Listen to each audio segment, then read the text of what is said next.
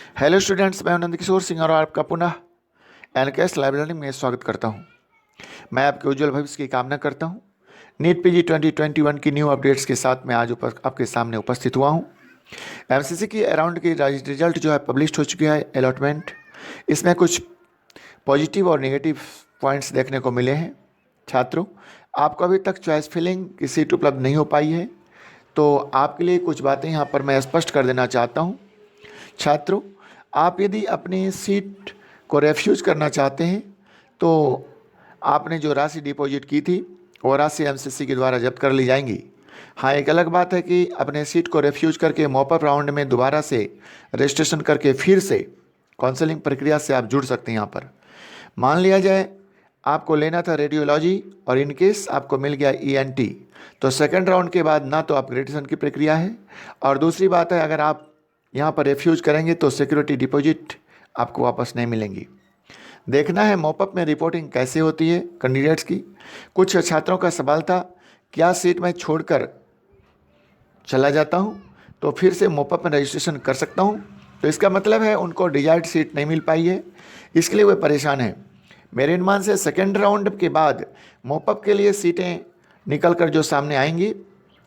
दूसरी बात है, जब स्टेट काउंसलिंग जब समाप्त हो जाएंगी एमसीसी की, तो स्टेट काउंसलिंग में सीटें छात्रों को मिलेंगी जब वो शुरू होंगी, उसके कारण कुछ असर देखने को मिल सकती हैं। तीसरी बात है कट ऑफ रिवीजन पर, इसके कारण कुछ असर पड़ेगा। तो एमसीसी के लिए रिजल्ट के बाद जिस तरह लोगों की प्रक्रिया है वो सीटें छोड़ने की बात कर रहे हैं जिन्हें अपने मन के मुताबिक ब्रांच नहीं मिल पाई है, तो ऐसी स्थिति में कुछ खास असर पड़ने की उम्मीद नहीं दिख रही है।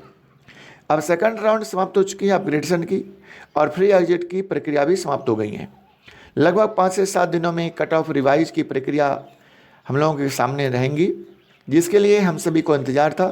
तो छात्रों, आपको ये चैनल 1% भी अच्छा लग रहा है तो ज़रूर आपसे रिक्वेस्ट है, तो आप इस चैनल को सब्सक्राइब ज़रूर कर देंगे।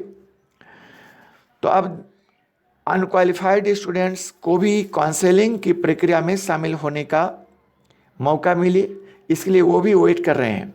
अगर रिपोर्टिंग अच्छी खासी होंगी तो इससे कट ऑफ पर इम्पैक्ट थोड़ी सी, यानी 10 या 15 मार्क्स ऊपर या नीचे हो सकता है प्रेडिक्शन से। बाकी और कोई खास देखने को नहीं मिल रहा है। छात्रों, अब आपको हिम्मत नहीं हारना है, आप हमारे साथ बने रहें। अन्य किसी जानकारी के लिए और किसी खास बात की जानकारी चाहिए तो वीडियो के डिस्क्रिप्शन में दिए गए व्हाट्सएप नंबर पर आप हमसे संपर्क कर सकते हैं।